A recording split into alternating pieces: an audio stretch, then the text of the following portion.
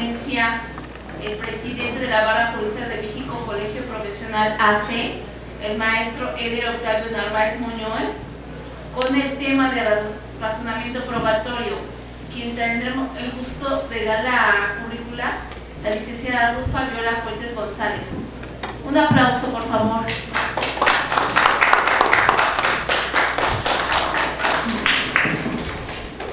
Muy buenas tardes a todos los presentes. Hoy quiero empezar compartiendo con ustedes una de mis frases favoritas. De todas las miserias del hombre, la más amarga es saber tanto y no tener dominio sobre nada. Heródoto de Alicarnaso. La ponencia siguiente es sobre el razonamiento probatorio. En los últimos tiempos, la idea del análisis de los hechos y de las pruebas se ha convertido en una de las máximas preocupaciones del nuevo procesalismo. Es por ello que el razonamiento probatorio ocupa un lugar sumamente relevante en la práctica política y en la argumentación de todas y cada una de las decisiones judiciales. Sin embargo, son muchas las intersecciones entre un buen razonamiento probatorio y una correcta aplicación del derecho en la defensa de los derechos humanos. En este sentido, la Constitución Política de los Estados Unidos Mexicanos garantiza la seguridad jurídica y sus procesos probatorios en materia penal mediante el artículo 20, inciso A, fracción 1, que señala lo siguiente. El proceso penal tendrá por objeto el esclarecimiento de los hechos, proteger al inocente, procurar que el culpable no quede impune y que los daños causados por el delito se reparen. El objetivo de la etapa de averiguación de la verdad sobre los hechos de un asunto no debe limitarse al proceso penal, ya que puede extenderse a cualquier tipo de proceso judicial. En el proceso penal, aun cuando existe un control de normas, siempre va a existir la presencia de hechos abstractos, mismos que deben ser objeto de prueba como consecuencia lógica de ello. Se determina que la carga de la prueba, las presunciones probatorias, la disminución del riesgo de error, la distribución de la posibilidad del riesgo de error y, sobre todo, los estándares de prueba han tomado un papel central en práctica. Hoy en día es importante para los juzgadores llevar a cabo sus atribuciones, auxiliados de herramientas que les permitan dar cumplimiento a los principios coherentes del derecho procesal, mediante las garantías que el Estado, como dispensador de justicia, ofrece a los que la demandan, con el objeto de dictar sentencias eficientes, eficaces e imparciales.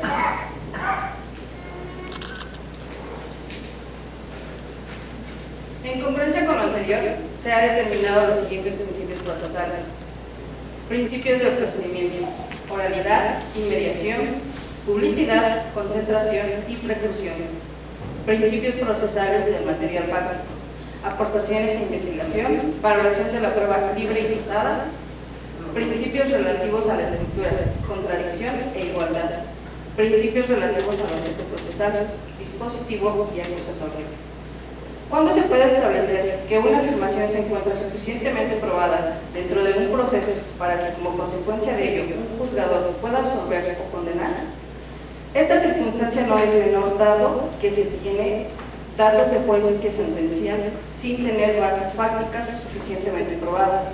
Por ello, el razonamiento probatorio busca dentro de la argumentación jurídica establecer las bases sólidas derivadas de premisas fácticas. Una teoría de la prueba involucra una teoría de los hechos y en conjunto necesaria un entendimiento de lo que es teoría de la verdad, entendiendo específicamente que el proceso persigue no la solución del conflicto, sino la verdad, mejorando la calidad en la impartición de justicia. Nuestro ponente para este tema es el maestro Eder Octavio Narváez Muñoz, licenciado en Derecho, titulado en la Universidad de Insurgentes, plantel Tlalpan, maestría en Derecho Oral Familiar, titulado en el Instituto Nacional de Estudios Jurídicos y Contables, profesor en las materias de Teoría Política, Teoría Económica, Técnicas y Métodos de la Investigación, Derechos Humanos, entre otras. Abogado postulante, director de la firma Popol Vuh Jurídico y Servicios Integrales S.A.S.B., presidente nacional de la Barra de Juristas de México, Colegio Profesional AC, director de la revista Jurídica y Contable, director general de Radio y Televisión Alternativa, IUS y Teatro. Demos un aplauso a nuestro ponente, por favor.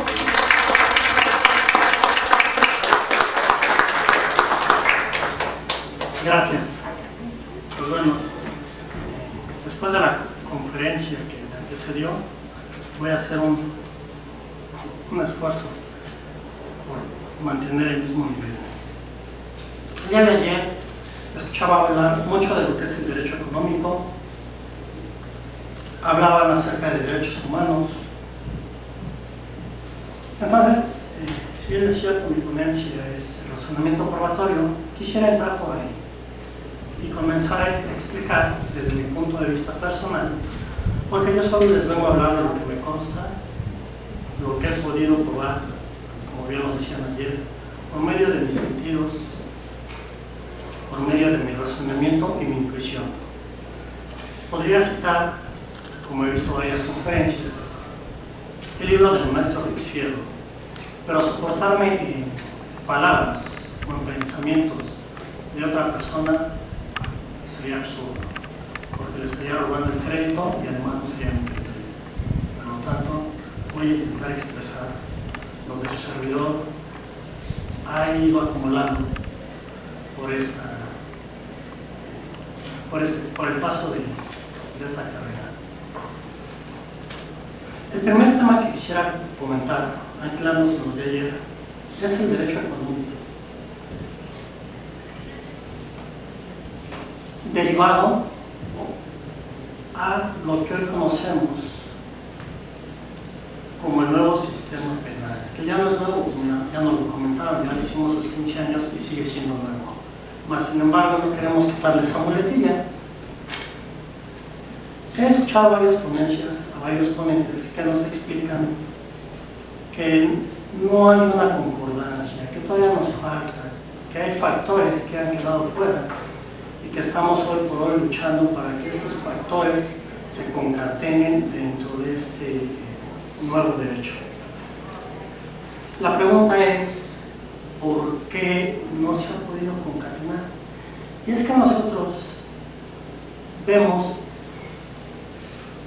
y lo manejaba el maestro, el doctor, perdón, lo que el sistema político nos hace ver por medio de los medios de comunicación. La tesitura con la que nos engañaron, desde mi punto de vista, es que este nuevo sistema, comenzando por el penal, es garantista.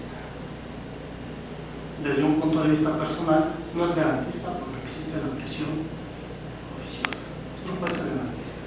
Ese es uno de los primeros tabús. Y también tenemos que comprender que a la sociedad mexicana y a todas las sociedades nos gusta vivir de tabús. Nos dejamos llevar por lo que nos dicen, pero no vamos más allá. No averiguamos de la profundidad o la verdad. Esto va concatenado al tema que nosotros vamos a estudiar. Entonces, déjenme puntos si no se me olvida esto.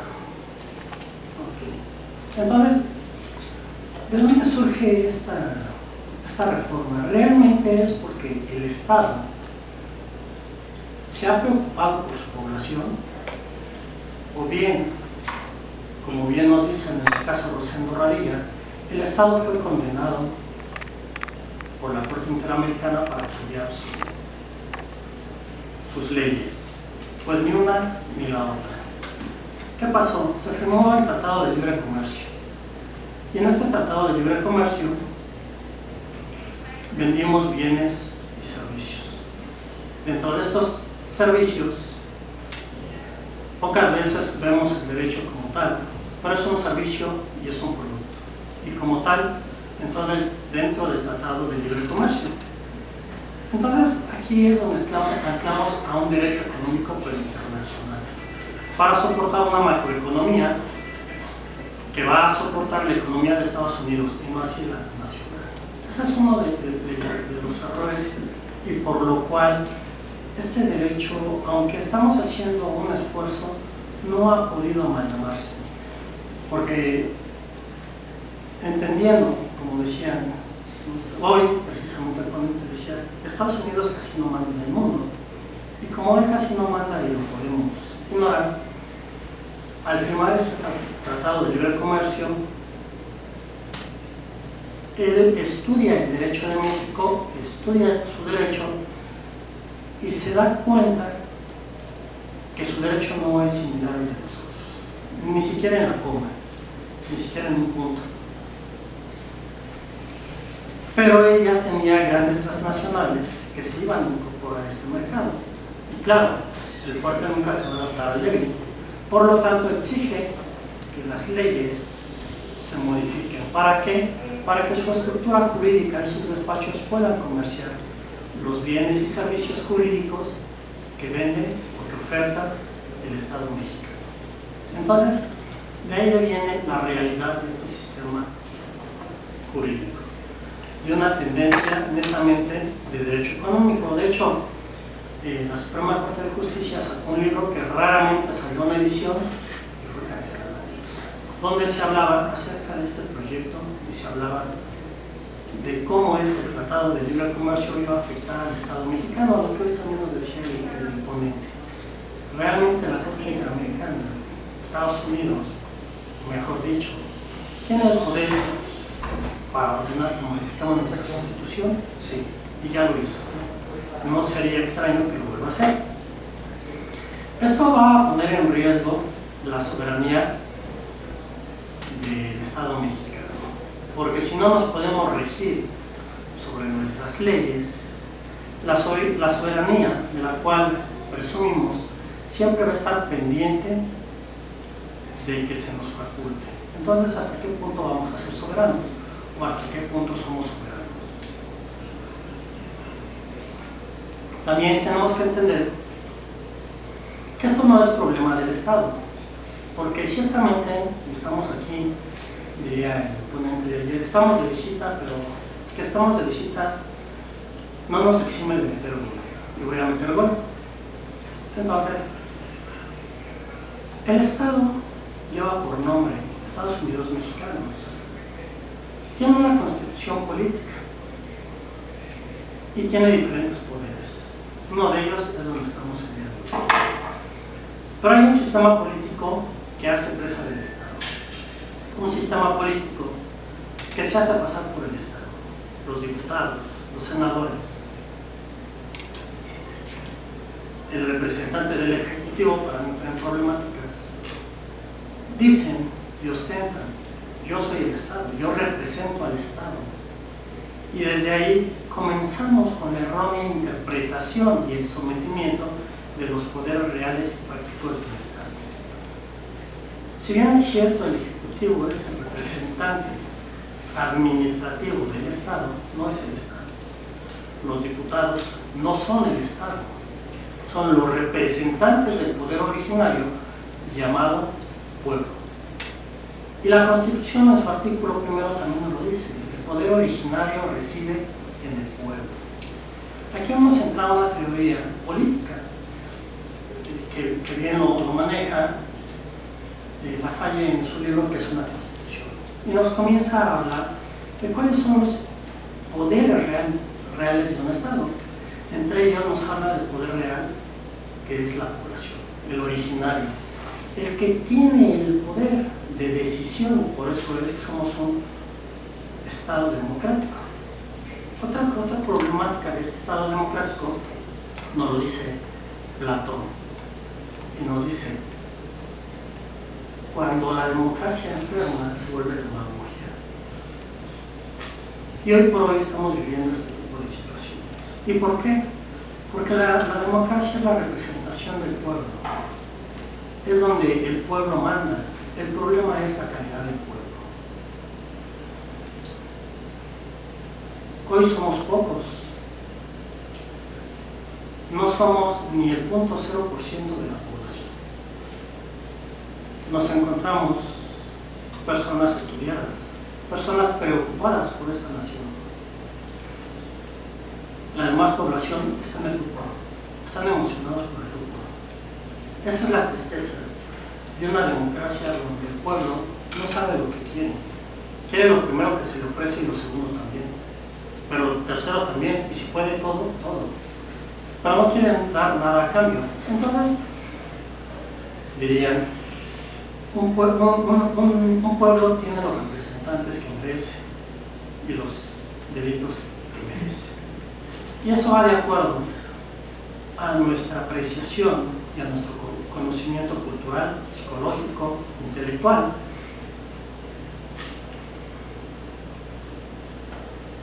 Por eso es la temática de realizar estos foros para intentar incrementar en la población el conocimiento, porque solo teniendo una población educada vamos a lograr que el cambio se dé. No se va a lograr por medio de sistemas políticos basados en intereses particulares, porque si yo fuera político y tuviera todo el mando, seguramente dictaría leyes que me convengan y a favor. Como así lo vemos cada que hay un cambio político, cada que un sistema político cambia cada 6 años aquí en México, nos damos cuenta que hay reformas. Casualmente esas reformas benefician estructuralmente a este sistema político. Ahora bien, otro de los problemas que tenemos, yo lo veo así, es que el Estado mexicano es muy romántico, como somos románticos los mexicanos. No nos gusta aceptar nuestra realidad y entonces le damos palabras bonitas. Me estoy basando netamente en economía y en derecho económico. Entonces, hablamos de que México es un país en desarrollo. Y se oye bonita la palabra en desarrollo. Pero, ¿cuál es la interpretación exacta de la palabra desarrollo? Nos damos cuenta que no tenemos industria. Nos damos cuenta que no tenemos un sistema financiero. Nos damos cuenta que no tenemos educación. También nos damos cuenta que no tenemos estructuras sociales, por lo menos no buenas. ¿Y esto a qué viene? Pues si no tenemos industria, no producimos. Si no producimos, dependemos de una economía extranjera. Y si dependemos de una economía extranjera, nos vamos a un círculo de pobreza, donde la población, 15 años, ya son madres, ya son padres. Y son niños conduciendo a niños, con bajo criterio, por su misma situación biológica. Eso nos lleva a entender que el niño de 15 años que tuvo un bebé no tiene el patrón, ni la conducta, ni los valores, ni el conocimiento para guiarlo, mucho menos la economía para sostenerlo. Por lo tanto, va a ser muy, muy difícil que este menor, cuando sea adulto, llegue a una licenciatura. Y esto es provocado por el mismo sistema político. Ahora bien, esta situación nos va a llevar a que tengamos desempleo, porque no tenemos gente preparada para una industria. El desempleo nos va a llevar a una desnutrición que no nos va a permitir un desarrollo psicológico y fisiológico. Esto va a incrementar, como bien decían, el índice delictivo, y esto es lo que el sistema político, cuando somete al Estado, busca. Porque entonces crean una necesidad. El Estado, el pueblo mexicano, el pueblo originario, va a clamar al sistema político que haga uso de todos los recursos y aplique toda la fuerza del Estado para reprimir ese brote de violencia. Incluso que nos violenten nuestros derechos humanos. No hay problema que lo suspendan. Esa es la peligrosidad. Cuando nosotros no sabemos diferenciar entre un Estado, un sistema político y los poderes reales de un Estado, anclando con lo que comentaban mis compañeros. Ahora bien, en la introducción que me hizo favor de dar la licenciada Ruth, a la cual le agradezco, habla de la verdad. El problema es qué es la verdad. ¿Ustedes han pensado qué es la verdad? Este tema lo podemos entender de varias formas, desde el punto de vista filosófico o desde el punto de vista del lenguaje corporal y las periciales para llegar a la misma.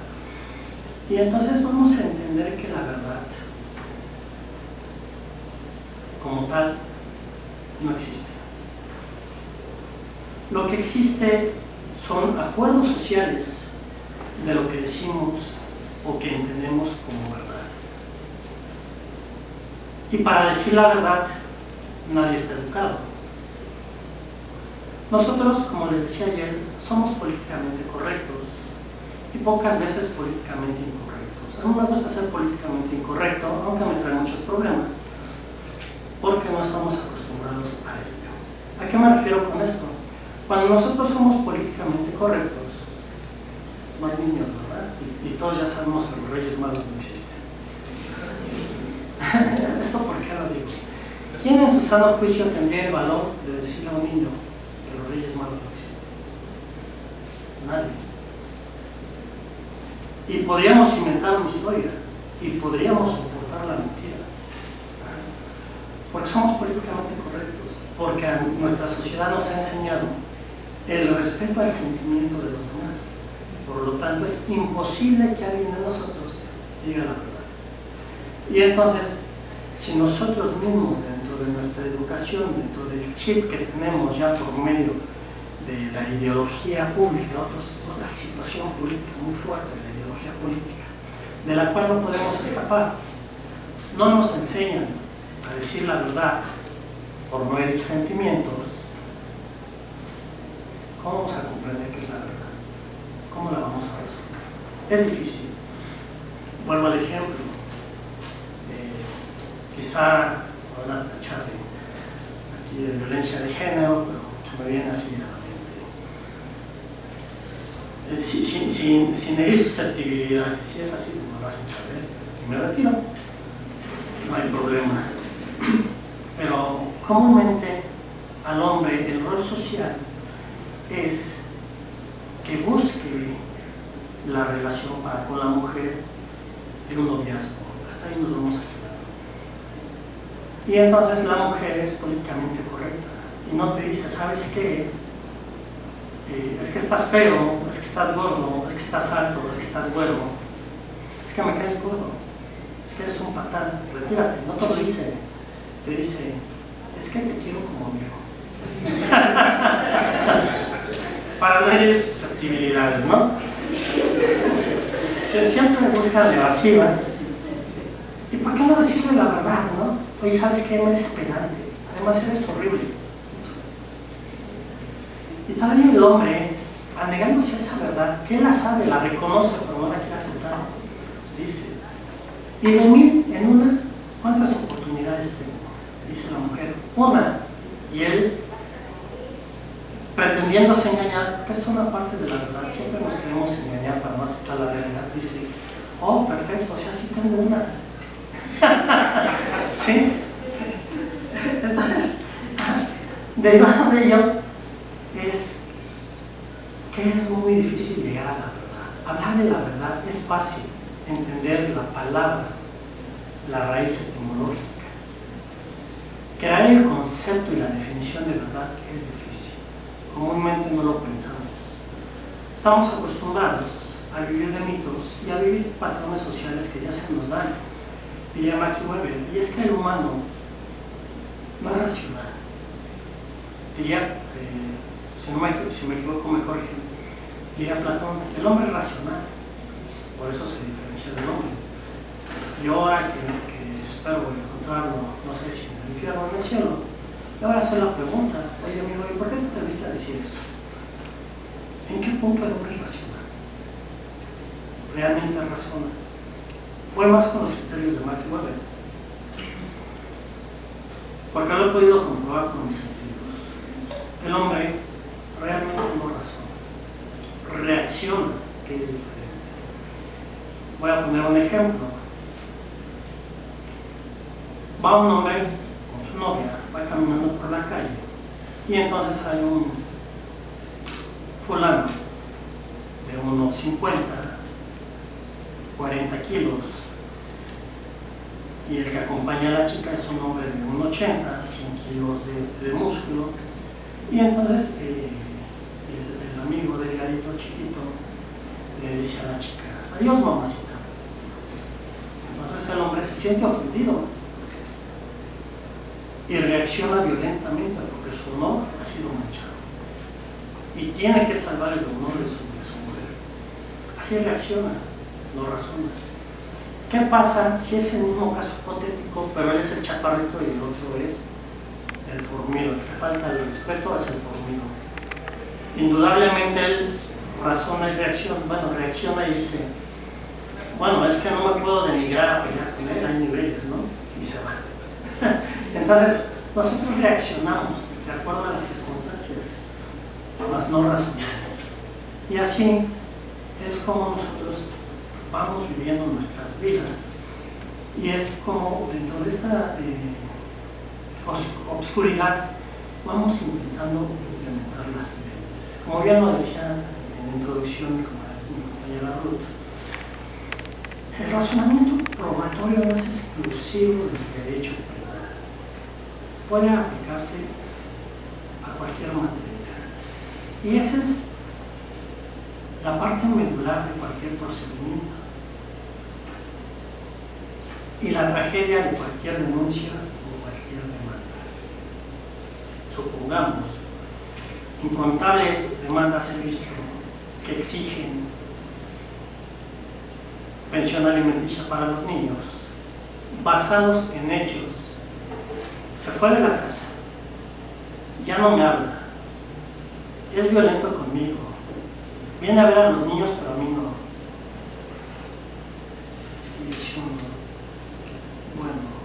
Y para ello traigo dos testigos que van a comprobar cómo me violenta y cómo me maltrata. Y traigo el acta de nacimiento del menor. Y tengo su confesional para que vean que sí me maltrata. Si nosotros entramos a un razonamiento probatorio de su confesional, no me sirve nada.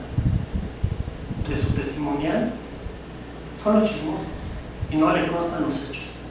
Porque le voy a preguntar circunstancias de modo, tiempo y lugar y no las vas a ver. Están de más. ¿Qué voy a valorar? El acta de nacimiento. Porque esa me prueba la filiación. Y con eso voy a subsanar la deficiente demanda que no trae hechos, pero entonces, como es suplencia de la queja por ser de orden público, el derecho civil familiar, aquí en la Ciudad de México tenemos un solo código, otras entidades se hacen la separación. Voy a tener que subir y voy a decir, bueno, si hay un vínculo sanguíneo, si hizo el reconocimiento del menor, dice la mamá que no ha dado, él dice que, pues contestó y dice que se ha dado en ocasiones, lo cual no me dice que cumpla, poniéndolo una pensión alimenticia. Pero no de acuerdo a las pruebas o al razonamiento probatorio que dio el abogado, sino por la suplencia, la deficiencia que éste presentó. Lo mismo podemos ver en materia penal. Preparé una ponencia de 50 hojas, yo espero que me dé tiempo de leerlas todas.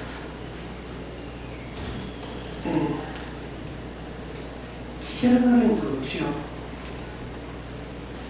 Quisiera, como les comento, esto es una conferencia políticamente incorrecta.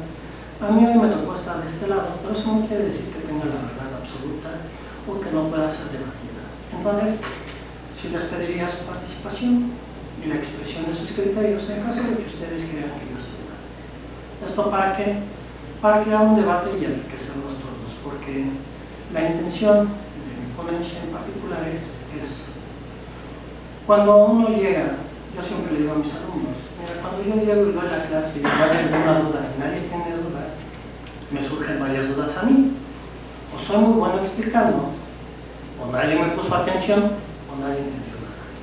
Porque ciertamente cuando no hay dudas, es o porque los alumnos estaban distraídos o porque el maestro fue pésimo y no supo expresar el conocimiento. Entonces, si alguien de ustedes quiere interrumpirme sin problema, pide el micrófono y me interrumpe. Vamos a intentar crear conocimiento. Eso es algo que a mí me gusta y por eso le decía ayer al magistrado Manuel, me encanta su ponencia, me encanta que sea políticamente incorrecta porque es una más sorprendente, porque es un debate de criterios y es una creación de nuevos conocimientos y de nuevos conceptos. Sin más, les voy a dar la introducción y dentro de la ponencia vamos a estudiar el enfoque primeramente de los derechos humanos con relación al artículo 1 constitucional, así como la interpretación que realiza de este artículo y de la relación de derechos humanos con el artículo 1 constitucional la Comisión de Derechos Humanos. Voy a citar algunos antecedentes para el preámbulo. En el siglo XIX se promulga la Ley de Procuraduría de Pobres de 1847, que promovió don Ponciano Arriaga en el estado de San Luis Potosí. Derivado de esta ley, se funda una defensa de los derechos de los ciudadanos. Siglo XX. Con base en la sentenciosa demanda social dentro del Estado mexicano y de las innovaciones en la esfera internacional, surgen diversos órganos públicos que tienen como fin proteger los derechos de los gobiernos frente al poder público. Aquí empezamos a ver la diferenciación entre el Estado y el poder público o el sistema político. El sistema político no se coma el Estado, lo que hoy estamos viendo en México, y no propio de este mandato, sino de toda nuestra historia. En 1979 se instituye la Dirección para la Defensa de los Derechos Humanos en el estado de Nuevo León. En 1989, en la capital de los Estados Unidos mexicanos, hoy Ciudad de México, el entonces Departamento del Distrito Federal estableció la Procuraduría Social. Esto lo pueden encontrar como fuente en la Comisión Nacional de Derechos Humanos. Esta dirección tuvo su creación el día 6 de junio de 1990, denominándose Comisión Nacional de Derechos Humanos, y nace por decreto presidencial de esa comisión. Dentro de esta comisión, dentro de este decreto, nacen derechos humanos reconocidos en el orden jurídico mexicano por la Comisión Nacional de Derechos Humanos, entre ellos el derecho a la vida. Este derecho es muchas veces citado, pero yo creo que es pocas veces respetado. Entre otro, que más adelante voy a desarrollar, que es el derecho a la dignidad, y que es la piedra toral o la columna vertebral de los derechos humanos. Y casualmente, no sé si por error, por inconveniente o porque así lo decidieron, quisiera pensar que es por error, lo pusieron ahí abajito del artículo primero constitucional. En el último renglón, en la parte donde casi nadie lee, ahí lo pusieron, el derecho a la dignidad, para que nadie lo viera. Pero bueno, dentro de este decreto surgió el derecho a la retroactividad de la ley, lo que hoy nos comentaba el ponente anterior. ¿Qué pasa si promulgamos una ley donde hoy la mujer pierde el voto? Totalmente irrisible, porque tenemos un derecho a la retroactividad de la ley, y ninguna ley puede atentar un derecho humano disminuyéndolo. Tiene que tender a aumentar, a conservarlo, no a disminuirlo. Anteriormente, cuando todavía era joven, veía los spots del Partido Verde Ecologista y nos decían: secuestradores y violadores, pena de muerte. Y todo el pueblo, desconocedor de sus leyes, desconocedor de su sociedad, desconocedor de su historia, decía: sí, pena de muerte a los violadores y secuestradores. Violación directa a la retroactividad de la ley. Y vamos, es el orden político y está sustentado por el Estado. De ahí nacen los derechos en el sistema penal, por así determinarlos. Derecho de audiencia y debido proceso legal. Principio de legalidad. Seguridad jurídica en materia de detención. Seguridad jurídica para los procesados en materia penal. Derechos de la víctima u ofendido. Desafortunadamente, este es uno de los temas que a mí me ha tocado. De repente hasta me da pena, pero bueno, me ha tocado certificar y capacitar a los asesores jurídicos. Uno llega y les da una doctrina, uno llega e intenta que tengan el conocimiento, y alguna vez me dijo uno: oye, es que tú estás loco. Digo, ¿por qué? Es que tú quieres que sepa mucho. Le digo, bueno, discúlpame, mi intención era que supieras, pero si tú vienes por el papel, te lo firmo ahorita, no me interesa que estés aquí. Lo que sí, pues qué tragedia de las víctimas que queden impulsadas. Eso fue en el estado de Nayarit. Desafortunadamente, lo he visto en la praxis, llega el asesor jurídico privado, proporcionado por el Estado, y al parecer el curso de 100 horas se reduce en 2 cifras. Me adhiero, nada más su señoría. Me adhiero, nada más su señoría. Y es trágico. Me han tocado asesores particulares, lo mismo. Me adhiero a su señoría. ¿Cuál es su criterio? Lo que dijo el MP. Trágico. Pero ellos sí cobran, ¿eh? Me tocó en la praxis un abogado. Lo único que hizo fue me adhiero, y cuando le digo, bueno, vamos a hacer la reparación del daño, ¿en cuánto lo cuantificas? Dicen 100,000 pesos, perfecto. Pero vamos, así como en aquella tienda comercial, te lo vamos a pagar en abonos chiquitos, porque no tenemos la cantidad ni la liquidez, pero sí nos comprometemos al pago. Vamos a ofrecer 3 pagos por diversas cantidades, con tal fecha y a tal hora, y sin problema. Dice, sí, nada más que mi cliente, como ya es una persona adulta, no tiene cuenta bancaria. ¿Puedo ver mi cuenta bancaria? Dice, pues, si usted no tiene problemas, se lo acepto. Sí, yo no tengo problema. A mí lo que me interesaba era sacar a mi cliente libre. Quedó así el acuerdo. Obvio, no pagué la cuenta.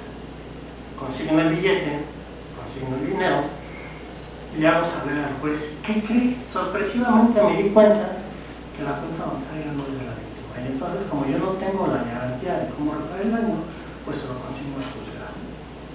El abogado yo creo que me odió y la víctima me amó, ¿no? Hay veces que hay que, en aras de defender a tu cliente, hay que defender los derechos que están vulnerados de la otra parte. Y esto nosotros tenemos que irlo viendo desde un principio en un razonamiento probatorio, porque si yo no pruebo que ya garantice la reparación del daño, mi cliente pierde los beneficios. Entonces, el razonamiento probatorio no es digno nada más de las audiencias. Va desde el procedimiento, llega al proceso y va más allá de la sentencia. Bueno, continúo. Entre esos derechos está la seguridad jurídica en las detenciones ante autoridad judicial. También risorio, ¿no? Llega uno al Ministerio Público, quiero hablar con el detenido, no puedes. Bueno, y entonces este derecho, no, es que lo vas a aconsejar. Sí, precisamente eso voy. O sea, ese es mi trabajo, ¿no? No, es que no puedo hacer. Entonces, ¿cuándo? Pero hay que entender a nuestra sociedad cómo nos movemos. Traemos algún dinero y todo se facilita. Es una realidad. Diría un compañero en otra ponencia, mentiroso el que diga que no lo he hecho así. Es una realidad. Y vean en qué recinto lo estoy diciendo, ¿no? Seguridad jurídica respecto a la imposición de sanciones y multas. Seguridad jurídica en los juicios penales. Derecho a la inviolabilidad del domicilio. Derecho a la inviolabilidad de las comunicaciones privadas.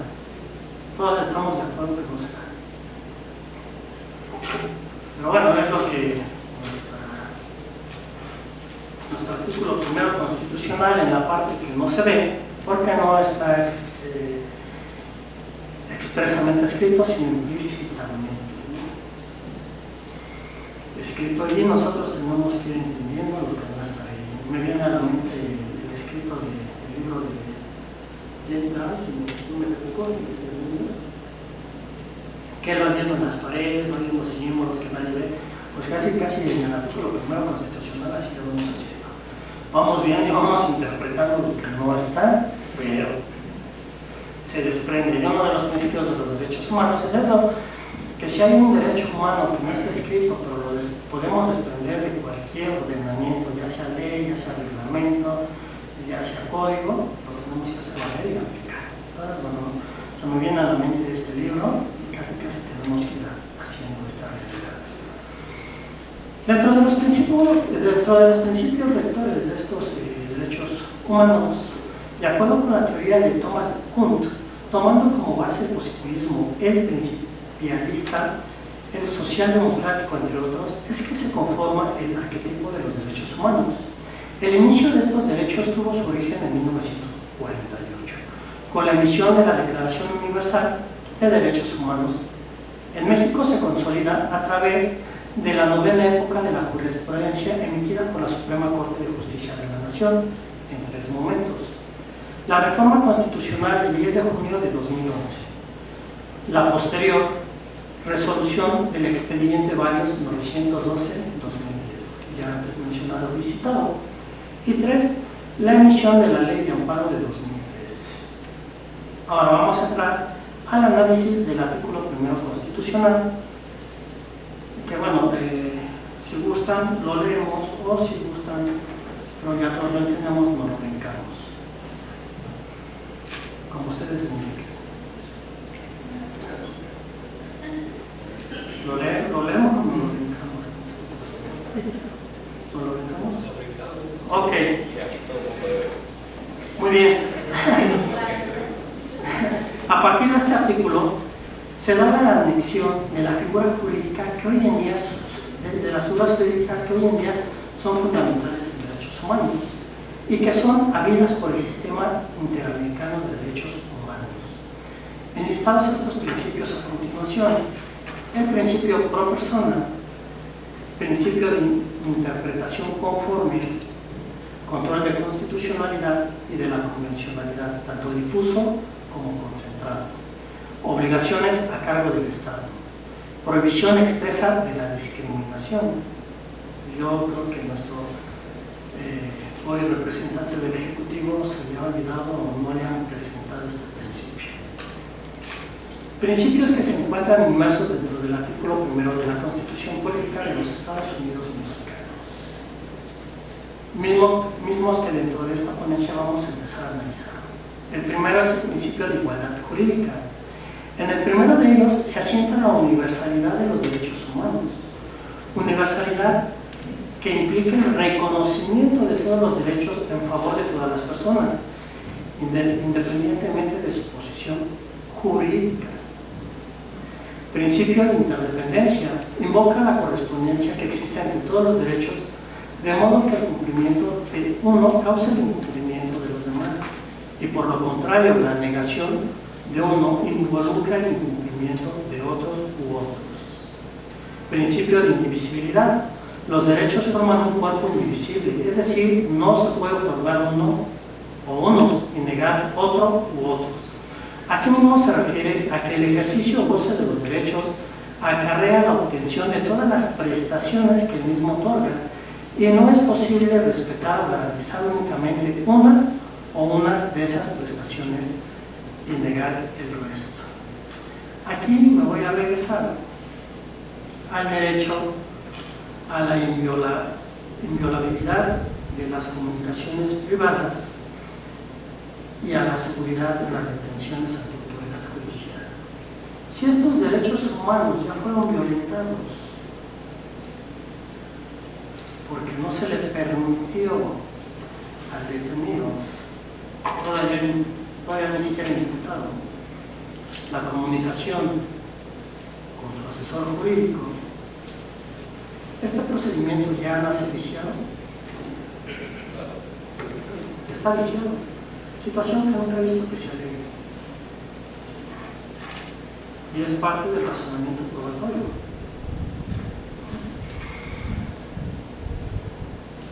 También tenemos que entender que no existe jerarquía entre uno y otros. Perdón, y a colación, si estos dos derechos ya fueron violentados, todos los demás ya no existen. Porque es el fenómeno ajedrez. Esta es la primera fecha de todas las demás que hay. Por eso digo, ¿un sistema garantista de qué? ¿A quién garantiza y qué garantiza? Es un absurdo desde un punto muy particular de vista. no existe jerarquía entre uno y otros. Principio de progresividad, lo que les decía, contrario a la exposición de que si necesitamos a todas las mujeres o no. ¿Qué no se supone que tenemos el principio de progresividad? Es la expansión de la protección de todas las personas y a su vez a la ampliación de la obligación protectora, promotora, garante y respetuosa de la autoridad en la materia, lo que se traduce en la prohibición de emitir legislación o políticas restrictivas que restrinjan o disminuyan el nivel de beneficio alcanzado por las anteriores. Pues lo anteriormente mencionado es una atrocidad. No podemos contemplar eso. Quitar el voto. Otra vez estamos violentando derechos humanos. Estamos atentando en contra de la política de género, y es que la política de género es otro error que el sistema político ha manejado muy bien a su conveniencia y que nos ha llevado a cometer la mala interpretación del mismo, porque tuve la oportunidad de llevar varios seminarios en la Comisión Internacional de Derechos Humanos, donde lo primero que me enseñaron fue política de género y no el absurdo de mujer rosa, hombre azul. Es una tragedia. La política de género es crear beneficios que disminuyan las restricciones a los grupos vulnerables, porque son vulnerados. Entendiendo, cuando entramos había un grupo con silla de ruedas, dice, no quiero equivocarme en la palabra, discapacitados, porque aquí tenemos que entender discapacitados o incapacitados. Discapacitados, mis compañeros que estaban allá afuera, que tienen una discapacidad motriz, no se pueden mover como nosotros. Incapacitados los que tienen un daño mental. Y de repente se confunden o lo toman como lo mismo, cuando hay una ligera diferencia. Muy ligera, pero hay una diferencia. Entonces, vuelvo al mismo, este beneficio, esta política de género es para que esos grupos puedan acceder a una vida digna. Principio, no sé, que ninguna facultad de maestría o doctorado, a menos que yo haya presenciado en varias ponencias dentro de los diversos radios, me han tocado varios ponentes que van a hablar de derechos humanos, constitucionalidad, no hablan de dignidad humana. Me hablan de los principios de universalidad, interdependencia, pero hasta ahí se queda. No hay más. Vamos a entrar al control de la constitucionalidad y de la convencionalidad. Los derechos humanos tienen un umbral normativo nacional o internacional, por estar relacionados en la Constitución mexicana e internacional, al estar reconocidos en los tratados internacionales de los que el Estado mexicano es parte. Pero aquí estamos hablando única y exclusivamente de derechos humanos, no de todas las leyes. Nada más son derechos humanos. Siento que hay una confusión porque entendemos que son todas las leyes. No, nada más son los derechos humanos que emanen de ellas o que podamos tener la presunción de que emanan. Esos son los que son convencionales y constitucionales. No hay que revolver con constitucionalidad y convencionalidad con derecho constitucional. Son cosas diferentes.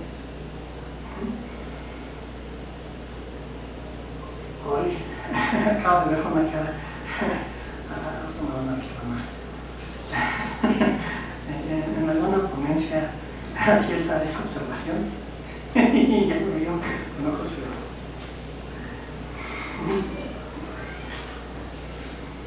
Ok, los derechos humanos tienen un umbral normativo nacional o internacional. Para estar reconocidos en la Constitución mexicana e internacional, al estar reconocidos en los tratados internacionales, de los que el Estado mexicano es parte. El control de convencionalidad es el mecanismo que verifica que una ley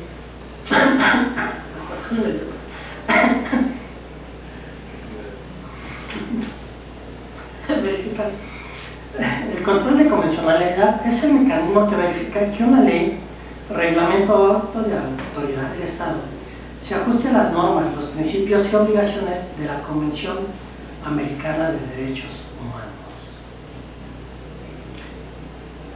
El control de convencionalidad se extiende a las demás convenciones de derechos humanos que fundamenten la competencia de la Corte Interamericana y que establezcan obligaciones para el Estado mexicano. El control de convencionalidad se divide en dos clases.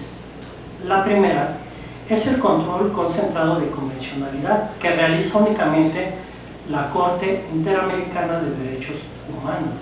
La segunda es el control difuso de convencionalidad que realizan los estados en el ámbito de sus competencias a través de sus autoridades. Tenemos una obligación primaria por parte del Estado. De igual forma, en ese primer párrafo se encuentra la obligación primaria del Estado de respetar, garantizar los derechos humanos de toda persona. El problema es si los está respetando o garantizando. Ahí, yo creo que sí, salvo lo que ustedes opinan. Citaba alguna vez en una conferencia. Aquí en el Estado mexicano, es más, me estoy atreviendo aquí en este recinto a echar pedradas. No me ha pasado nada, ni creo que me pase nada. ¿Qué pasa si yo me subo a un avión con destino a Cuba, llego a Cuba y me expreso mal de Fidel Castro? Estoy detenido. ¿Qué pasó? ¿Perdí mi derecho humano a la libre expresión o la garantía? El Estado no me la respeta. Entonces, por eso digo aquí, bueno, está bien, aquí sí me los garantiza. Puedo hablar libremente, creo. Espero que sí. Ahora vamos a entrar a la dignidad humana. Ese derecho humano nunca he visto que se estudie. Como les decía, es la columna vertebral de los derechos humanos y de ahí todos los demás derechos que gusten. La dignidad humana es el origen y el fin de todos los derechos humanos. La dignidad humana es un valor establecido en el artículo 1 de la Constitución Política de los Estados Unidos Mexicanos, que reconoce calidad única y excepcional a todo ser humano, plena eficacia sin excepción alguna. Dignidad humana no se identifica con un precepto moral. Esta se proyecta en nuestro ordenamiento como un bien jurídico tutelado al ser humano, reconocido actualmente en los artículos 1, último párrafo, 2, apartado A, fracción segunda, 3, fracción segunda, inciso C, y 25 de la Constitución Política de los Estados Unidos Mexicanos. El Pleno de la Suprema Corte ha sostenido diferentes criterios. Ella nos ha dicho que la dignidad humana funge como un principio jurídico que permea en todo el ordenamiento, pero también como un derecho fundamental que debe ser respetado en todo caso, cuya importancia resalta al ser la base y condición para el disfrute de los demás derechos y el desarrollo integral de la personalidad. Así las cosas, la dignidad humana no es una simple declaración ética, sino que se trata de una norma jurídica que consagra un derecho fundamental a favor de las autoridades e incluso particulares, de respetar y proteger la dignidad de todo individuo, entendida esta en su núcleo más esencial como el interés inherente a toda persona, por el mero hecho de serlo, a ser tratada como tal y no como un objeto, a no ser humillada, degradada, envilecida o cosificada. Así de importante es la dignidad humana. Desafortunadamente no he visto que se maneje.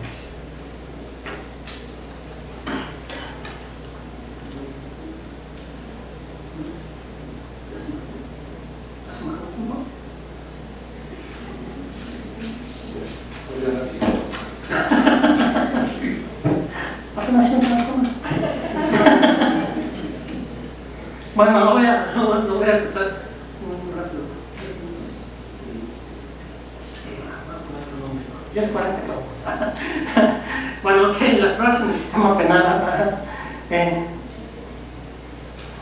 Había hecho la clasificación del delito y el tipo de delito, las pruebas en materia penal. Muy bien, ok. Bueno, me voy a sentar rápidamente un caso práctico. Un caso práctico que me tocó primeramente llevar y después evadir por situaciones de mucho peso. El caso práctico es el siguiente. Recibo una llamada de un médico cirujano y me dice: abogado, me recomendaron con usted, el juicio lo va a llevar usted y no hay forma de que me diga que no. Le vamos a dar toda la ayuda que necesite, pero lo va a llevar usted. Y le dije: no hay forma de que me diga que no. Ante tal invitación le dije: bueno, ¿cuándo te notificaron? Es el día de hoy y mi audiencia es mañana. ¿Y lo vas a llevar tú? Dije: muy bien. Entonces vamos a pasar por aquí a tu casa. Dije: bueno, la invitación es muy certera, creo que no hay duda. Bueno, perfecto. Pasa por mí, digamos, ya estás afuera de mi casa, ¿no? Dice: sí. Ahí quedamos por enterados de lo que hay en tu carpeta.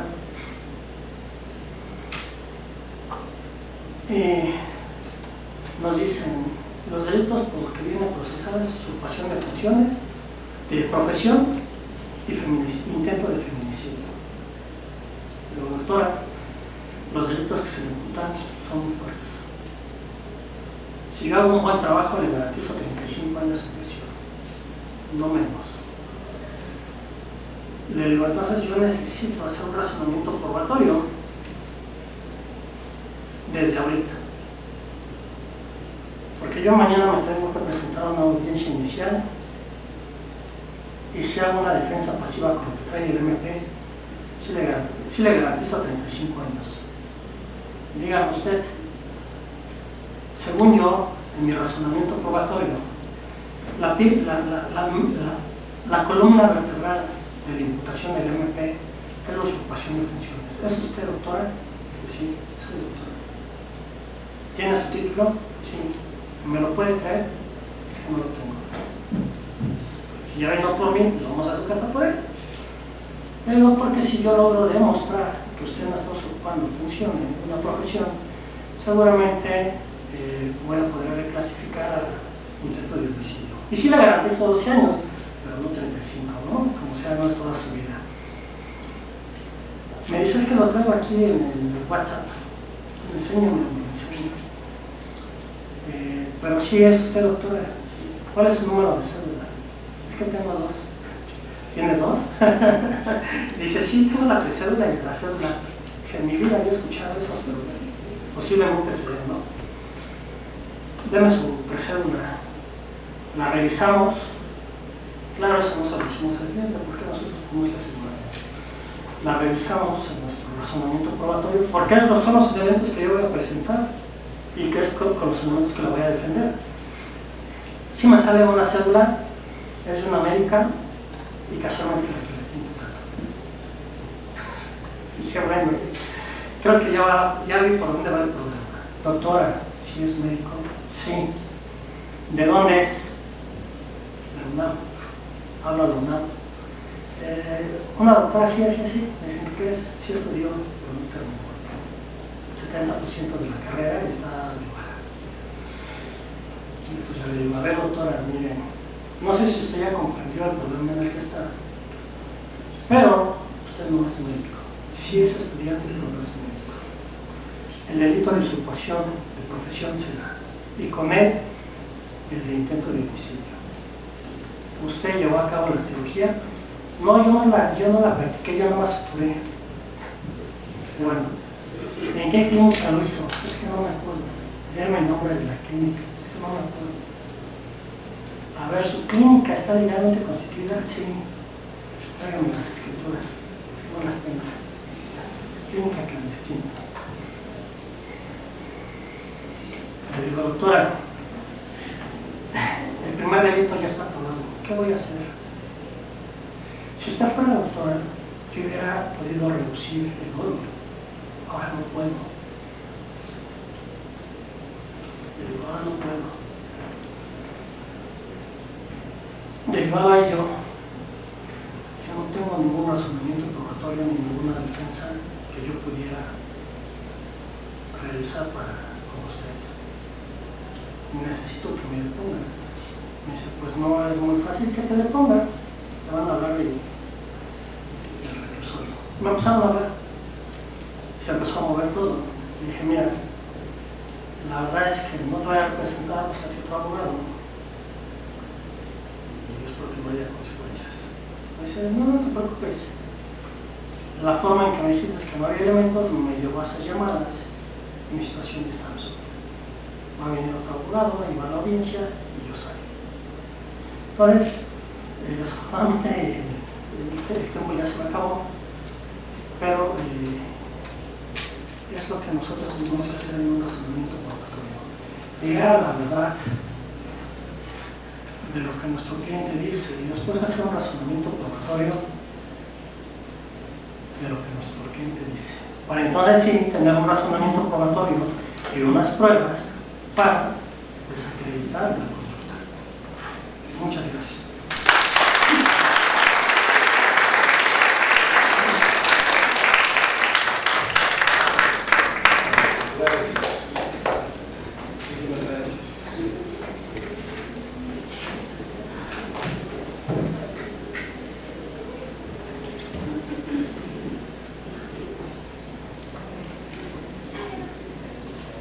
Muchísimas gracias, maestro Eder Narváez Muñoz.